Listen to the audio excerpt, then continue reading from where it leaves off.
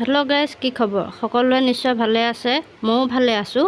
আৰু আজি আপোনালোকৰ মাজত আনিছোঁ এবিধ শাক। এই শাকবিধৰ নাম হৈছে কলমৌ শাক।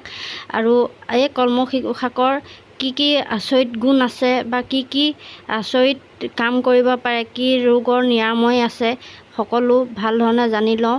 আৰু মই যিহেতুকে পঢ়ি শুনি বা ইয়াৰ পৰা জানিব পাৰিছোঁ যে এই বহুত উপকাৰী শাক হয়। সপ্তাহটোত এনেকৈ আপোনালোকে 2-3 দিনমান বা যদি ৰেগুলাৰো খায় সেইটোও বেয়া নহয়।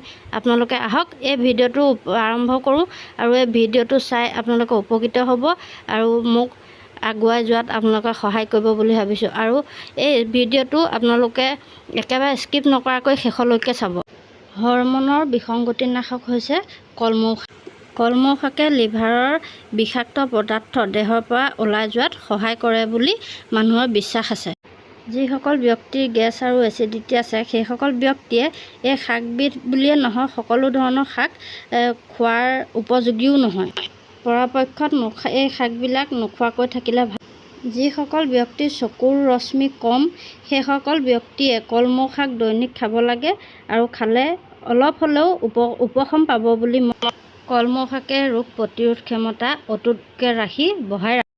আৰু এই ক্ষেত্ৰত ছাল চুলি সেইবিলাকতো যথেষ্ট পৰিমাণে ই উৎসাহ যোগায় আৰু ইয়াৰ পৰা উপকাৰো পাব। কলমৌ শাক খালে লিভাৰৰ এনজাইমবোৰ সক্ৰিয় হয়।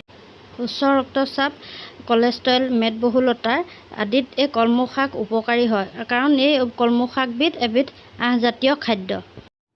আৰু এই শাকবিধ আপোনালোকে যেতিয়া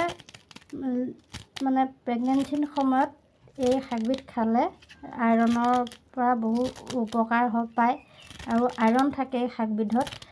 গতিকে মই আপোনালোকক এটা পৰামৰ্শ দিওঁ, যিসকল মহিলা প্ৰেগনেঞ্চি হয় এই মোৰ ভিডিঅ'টো চাই আপোনালোকে জানিব পাৰিব যে এই শাকবিধ বহুত উপকাৰী আৰু এই শাকবিধ খালে উপকাৰো আছে।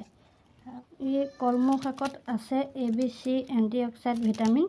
আৰু যিসকলে খাব নালাগে যাৰ গেষ্ট্ৰিক আৰু এচিডিটি আছে সেইসকল লোকে খাব নালাগে।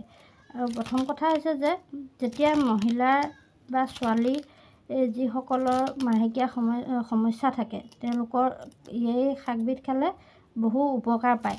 আৰু তলপেট যেতিয়া বিষাই ধৰে এই শাকবিধ খাব লাগে। এই কলমৌ শাকবিধ সকলো বেমাৰৰ কাৰণেই উপযোগী।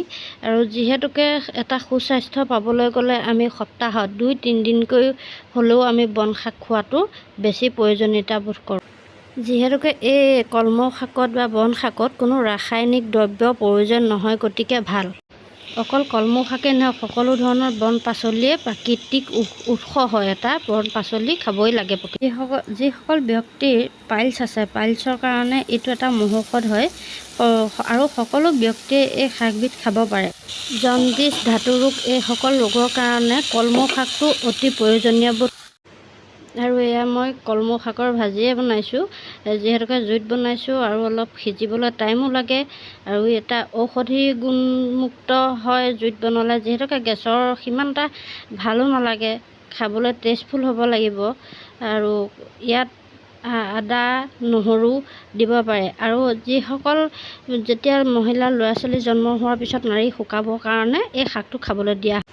গতিকে নিজৰ স্বাস্থ্য ভালে ৰাখিবৰ কাৰণে আপোনালোকে দৈনিক শাক খাওক, সুস্থ থাকক আৰু সুস্থ সবল এটা শৰীৰৰ সৈতে সুন্দৰ জীৱন যাপন কৰক, এয়াই মোৰ কামনা। আৰু ভিডিঅ'টো ভাল লাগিলে লাইক কমেণ্ট কৰিব। আৰু যিসকল নতুনকৈ আহিছে তেওঁলোকে মোৰ ভিডিঅ'টো ছাবস্ক্ৰাইব কৰি থৈ যাব আৰু লগতে বেল আইকনটো বজাই দিলে আপোনালোকৰ মোৰ ভিডিঅ'খিনি আগতীয়াকৈ পাব।